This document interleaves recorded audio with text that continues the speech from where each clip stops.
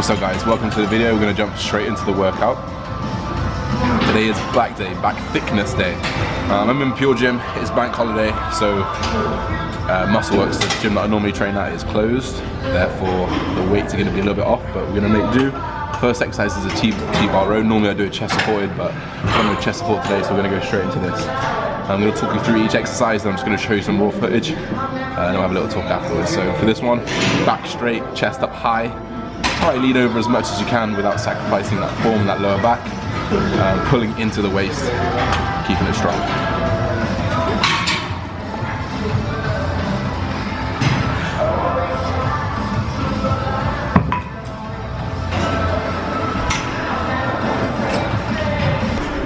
So something I like to do when you're going into kind of new gyms or a new environment that you're not used to, and you're trying to find that working weight, you haven't got the same weights or the same mechanism that you're used to.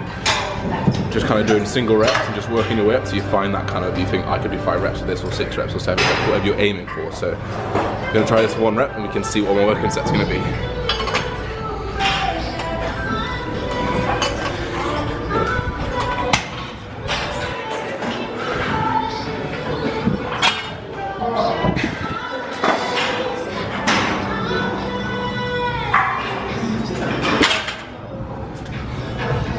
Heavy. So this will be my working set, my 5 to 9 set.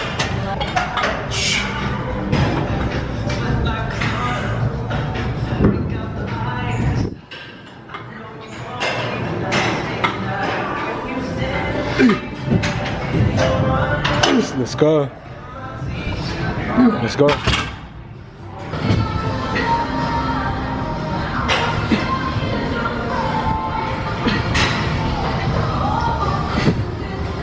Let's go, halfway. Come on, 4 more. Let's go. 2 more.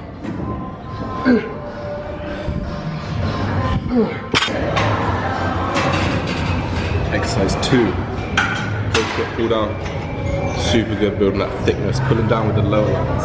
Not thinking about pulling up here, that's for a wide grip. Thinking about pulling from the lower part. Chest up nice and high always. It's concentric, very straight concentric.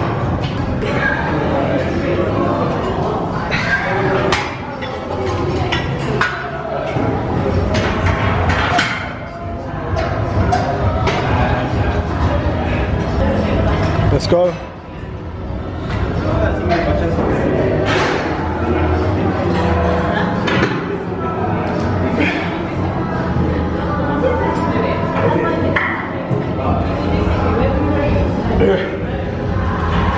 Come on.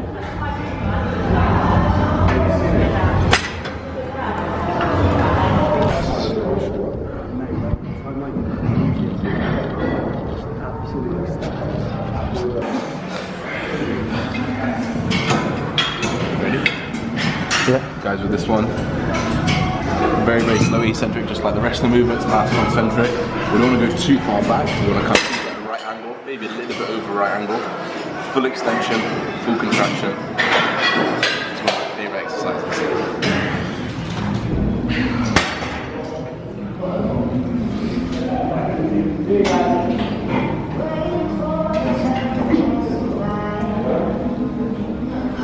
Let's go, breathe.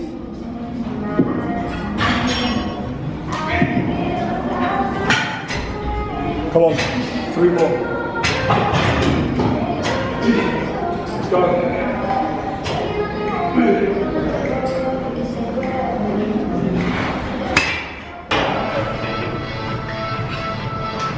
Actually a mad angle.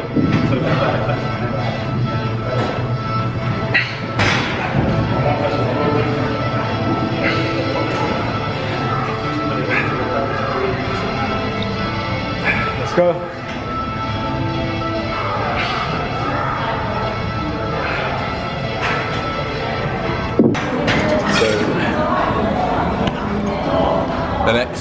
The next 2 exercises are performed in like a circuit. So we do 1 set, 1 set, 1 set, 1 set. First exercise is assisted chin-ups. So we're going to go for the close grip, Again, focus on pulling down with those elbows, pulling in from the lower part of the lats. You will get a little bit of upper lat in this movement. And this is higher reps, so this is 15 to 20 reps on these ones. And we're going to swap with wide grip pull-ups just behind us. So 15 to 20 reps, rest like a normal set. Go do wide grip pull downs. 15 to 20 reps, rest like a normal set. Back, back, back, back.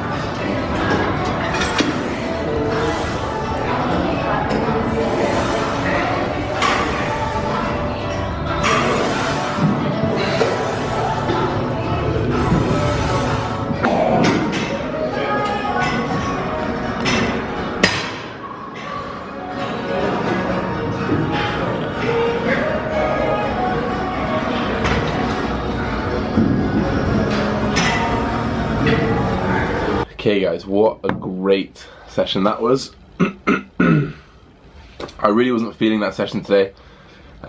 Just going into like a different gym setting is kind of frustrating sometimes when you've been logging all your lifts on like a bigger, heavier, better bodybuilding gym, and then you're having to go to a commercial gym like Pure Gym. But we made it work actually, and it was actually a really good workout, and I found some new little things that I could do for the future. So all I'm going to do is I'm going to log that workout as a Pure Gym workout. I'm going to log my normal workout as my normal workout. That way whenever I come back around and I have to do it at Pure Gym again, I've already got Pure Gym numbers to go off. So as long as I'm increasing on the numbers that I'm going off, I'm absolutely fine there. So I want to talk about the topic in the title of this video, and it's keeping muscle while losing fat, guys. This is a huge topic in natural bodybuilding. Something that my opinion on has changed a lot. When I first started kind of natural bodybuilding and when I first started my cuts, I was just a typical bro, and I thought, you know what, you're not gaining muscle. Like as soon as you travel from that fine line from maintenance into a deficit, you're not building muscle anymore. That's it, it's gone. Your chances are over. And that's what I believed for such a long time. And it's not until that I've done my research over the years, it's not until I've done the experience myself over the years that I've realized that that's really not true. And there's many things that you can do in order to keep your muscle and in fact to gain muscle over the course of a deficit. It's not easy, and I'm going to give you my tips on how to do that right now. So I'm going to split this up into 3 sections that I feel are necessary. There might be more, and you might not agree with the ones that I say. So if any of you guys have extra tips for anyone in keeping muscle or gaining muscle on a cut, please comment down below just for people to read. And if the information checks out for me, then I'm going to pin those to the top so that everyone can learn from those and see those first and foremost. So like I said back in the day, guys, I want this channel to be a fountain of knowledge for people, and I want to be corrected. I want to learn from you guys, because I know that you guys aren't just people who don't know anything and just commenting on videos. I know that you guys know your stuff, and I know that you guys have a lot of good input, so I want to hear your input. I just want you to comment down below and let me know if I'm going wrong, let me know if you've got something to add to what I've said, and just help everyone that ends up coming to read the comments. So the way I want to break this down is training protocol, diet, and mindset. These are the 3 most important things when looking to maintain or build muscle over a cut. We're going to start with training protocol, and the reason why I say protocol is because that you should have a protocol when you come into cut. It shouldn't just be a random series of events that happens. I feel like a lot of people go in saying, okay, I've got a push today, I'm going to start off with a little bit of bench press, then do some lateral raises, and then this, and the next time they come in they say, oh, I'm going to do incline today. That kind of variation really doesn't really allow for a good environment to keep your muscle. So you need to first and foremost get a training plan, and this training plan shouldn't really differ if you've been on it before from your bulk. So for me, my bulk training plan hasn't changed for 6 months, and it's not going to change for the next 4 months. So I'm going to be on the same plan for about 10-11 months, and that's absolutely fine. All this does is it gives you some kind of adherence and some accountability. So if you're marking down these numbers every single day, and you're following these numbers, and you get to those days when you're getting tired and your energies are low, and you can't really fathom having to lift certain weights. So if you didn't have that training protocol and you didn't have that training plan in place, and you were just doing your random sets and random exercises, you might slack on those exercises. But having that training plan in front of you, those numbers that you have to hit, those numbers that you hit the last time that you did this session, that holds you to a certain standard, and that allows you and makes you push to keep those weights the same or to try and improve them. You really should be trying to improve, especially in the beginning of the cut, probably to the middle of the cut, and then towards the end looking to maintain. But who knows, this is the first year that I've really tried to follow a plan like this, and I really think that I'll reap the benefits this year. So if you don't hit those numbers, you might have something to adjust in that training plan. The first thing that you might need to adjust is the frequency. Maybe you're hitting things too frequently. Maybe you're hitting your chest too often, and you're not allowing that recovery to happen, and you're kind of burning out before you get that chance to progress again. So one thing that I'll suggest for that is maybe just take a look at your total volume and your total frequency for the week or over a 2-week period, and then maybe adjust for that. And then I've just mentioned volume there, so that's another thing that I used to do, and another thing that I see a lot in the industry is super high volume. I need to do 5 sets of 12, I need to do super drop sets, giant sets, and all this kind of thing. There's definitely a place for all that, there really is, but if you're in a prep and in a deficit and you find yourself not recovering, burning out, feeling shit, just not progressing on your weights, like, I think that's a huge thing that you can look to address, is your total training volume. So again, look at your total training volume and frequency over the week. Maybe take a few sets out where you just think, I'm just trying to push weight here, I'm just burning out at this point. And often that happens after 2 or 3 sets, guys. I mean, if you're giving your all into those first 2 or 3 sets of an exercise, odds are, if you're doing 4 or 5 sets, those last two sets are just like, you know, get the weight up, and just get those partial reps in, and that's no real good in. That's really just burning energy, and it's burning glycogen stores, and it's burning your energy to be able to recover, and it's burning your energy to be able to progress, and it's burning your energy to be able to continue that session, in fact. So the low volume approach is something that I have taken on. I'm not saying you need to do a low volume, maybe a lower volume, just to account for lack of, you know, you're putting less in. So if you kind of keep the output the same, or the output increases, that you're gonna feel the difference. So maybe just reduce that volume a little bit and assess what's going on. Another thing to do with training is rest. Something that guys, when I make these videos, I'm really speaking from experience. I don't like to talk about things that I don't have the experience in, and maybe not the knowledge in. I will just say I don't have the knowledge in. But this is something that I've done as well. I used to do 2 weeks, 3 weeks, no rest. Like, I just went, and I kept going, and my body just burnt out. I got ill. I had the flu, got cold sores, I got ulcers, and I just had all the symptoms of being run down, and it happened often, you know, over a 20-week, 25-week cut. It happened like 3 times. It's not ideal, guys. And this comes with just rest and being able to give your body the full rest it needs. It can either be deloads, it can be a full rest week, it can be just rest days, something that you might not be doing, or just generally having a back off day from that week to allow your body to recover. Your joints, tendons, ligaments, those things take much longer than your muscles to recover. So often the deload is needed, and you'll come back much stronger for it. As well as that, just rest during the week. I don't know how I did it, but I don't understand how you progress if you do push-pull legs, and then on the 4th day you're doing push again. Like, that's 3 intense sessions that you're having. So to go into another one, which is the same as the first one, for me, I don't get how you're gonna progress. And don't get me wrong, you will progress.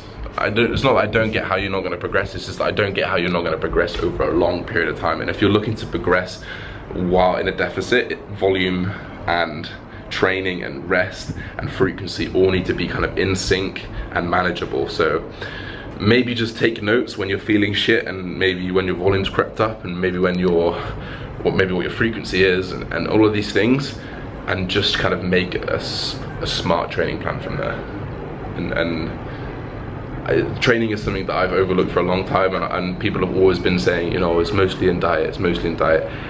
A lot of it is in diet, guys, but a lot of it is in smart training plans and just smart preps, you know, knowing when to take a diet break, knowing when to have a refeed, knowing when to take a training break, knowing when to take a full rest, knowing when to have a little back off set, and knowing when that set's going to be useless. Quite often in a training session, when I'm doing a set, I think I'm not going to be able to push this, it's going to be a waste, I need to save it for the next exercise, and I'll drop that set completely because it's not good enough, and I need if I'm gonna focus on keeping as heavy and as strong as possible and improving those weights, you gotta drop sets where you need to drop sets.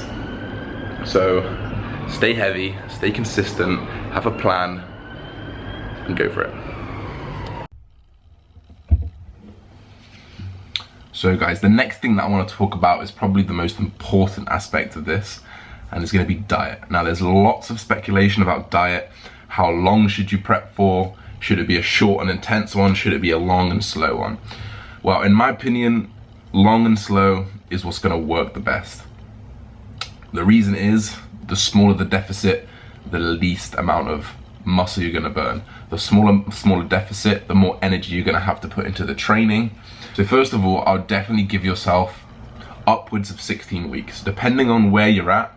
If you're someone who probably doesn't have visible abs, probably up towards 20, 23, 24, 25% body fat, I would definitely recommend upwards of 20 weeks, 24 weeks, and even 28 weeks, guys. It's not unheard of in natural bodybuilding. And just implementing lots of refeeds along the way and a diet break. Refeeding often over a longer period of time will just allow you to become much more muscle sparing. Having these good boosts every single week while continuously losing kind of like, you know, like 0.5 to 1.5 pound a week, maybe a little bit less if you've got a bit of a longer time. This really promotes kind of energy to put into your training. It really promotes just energy not to feel shit, because you do feel shit when you get super lean. And it just kind of stops that happening early, and that's something that I know a lot of my friends have done, and I know that I've done before as well, is that they've cut super hard and they've just felt like shit and they're not even lean yet, and then they've got to keep going for another 8 weeks, and it's just not a sustainable process. So kind of extending it over a longer period of time makes it much more of a sustainable process and much more of a lifestyle, rather than like a short thing that you do quickly. So kind of if you were going to do a 28-week cut, I'd say that kind of 16, 20 weeks of that is very sustainable. And then once you get down to the depths of body fat where it's an unhealthy amount of body fat, then yeah, okay, that's not sustainable, but we're not trying to sustain that. So another thing about diets is macro breakdown. Now, carbohydrates is a big one as well. So a lot of people like to go higher fat. I know that I used to do higher fat, and I know that a lot of people used to go, a lot of people like to go higher carb. I know that a lot of people just like to go zero carb. So here's the thing, in natural bodybuilding, carbs are the most muscle sparing thing that you can have. They are energy, they are what's gonna fuel your workouts in order to hit your numbers, in order to keep your muscle mass. So it's very important that you don't drop carbs out too quickly. Most people think, I need to lose weight, I'm gonna drop carbs out, I'm gonna drop carbs out. Yeah, you're gonna lose weight because of the calorie deficit, but you're gonna lose weight. You're not gonna lose fat. You're just gonna lose overall weight. So you're gonna lose a lot of fat in the process, you're gonna lose a lot of muscle in the process. So kind of being clever with your carbs, maybe focusing them around workouts to have a more efficient workout, and then fueling yourself correctly throughout the day. I think that's gonna be much more muscle sparing than if you were just driving yourself into the ground on low carbs and really not being able to perform in the gym. I don't want to talk too much about a keto diet because I don't know enough about it, so I'll probably do some research and maybe hopefully do a video on that later on. So I'm not too sure about the keto, but in terms of natural bodybuilding, guys, you need to be keeping those carbs up a lot higher, as high as you can. I know that I'm on 650 grams of carbs. I've lost 6 kilos so far. Woke up this morning at 95.4. I was 101.8 when I started. So, you know, I'm still eating a lot of carbs on my training days, and I know a lot of other natural bodybuilders who are eating upwards of 300, 350 grams of carbs, and they're shredded, and they're getting down to that low body fat level. So that's something to really consider, guys. Try not to drop out your carbs straight away, because they're what's gonna fuel the workouts. That's what's gonna fuel the energy to keep that muscle. So that's something super important to think about. Again, if you're doing this long cut, kind of 28 weeks, 30 weeks, however many weeks it's doing, it gives you a chance to implement a diet break. So it gives you a chance to kind of bring your hormones back up to regular levels. It gives you a chance to kind of get a good surplus of energy in, and to really kind of recover well, to be able to go back in to another cut. So if you're doing 30 weeks, there's no reason why you can't have a 2, 3, 4 week diet break in between.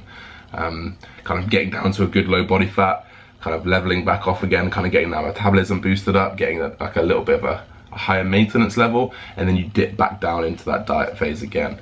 Something that I have never tried myself, something that I probably will try one day, and it's something that I would recommend people to do as well if it's probably their first competition, because often people, when they're going into their first competition, they're just not lean enough to start off with, so it ends up when I'm doing shitloads of cardio, really low calories, and it becomes super hard to maintain and super hard to physically do.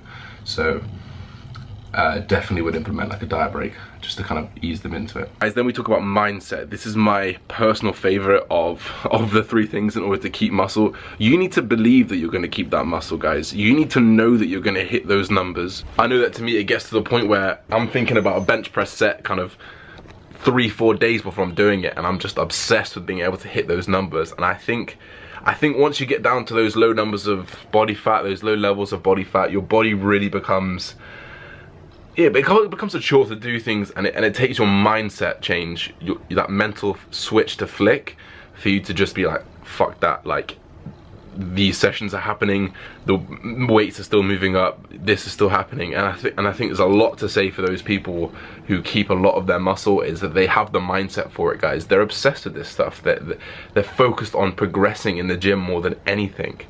And I really think that is an underlooked part of bodybuilding. Yes, you can tick the boxes in training. Yes, you can tick the boxes in nutrition, but none of those boxes are going to get ticked unless you've got the mindset. And I think that the mindset comes along with all of it. And I think a lot of people would develop the mindset over a prep rather than just having it at the start.